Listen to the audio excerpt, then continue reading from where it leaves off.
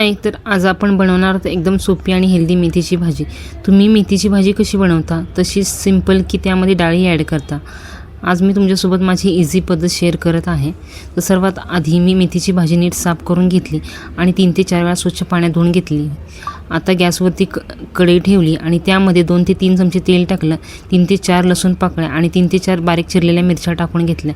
थोडं परतून घेतल्यानंतर त्यामध्ये भाजी घातली आणि थोडीशी वाफ दिल्यानंतर मीठ टाकून थोडीशी हलवून थोडी मिक्स करून घेतली. तर थोडीशी वाफ द्यायची आणि थोडंसं पाणी सुटलं की त्यामध्ये शेंगदाण्याचं कूट टाकायचं.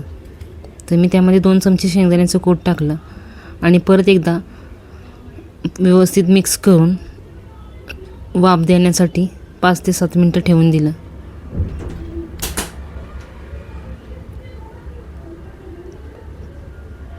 तर पाणी पूर्ण सुकेपर्यंत भाजी छान परतून घ्यायची. तर आता आपली टेस्टी आणि हेल्दी मेथीची सुकी भाजी तयार झाली आहे. ही तुम्ही टिफिनमध्ये किंवा जेवताना सुद्धा चपाती भाकरीसोबत खाऊ शकता. खूप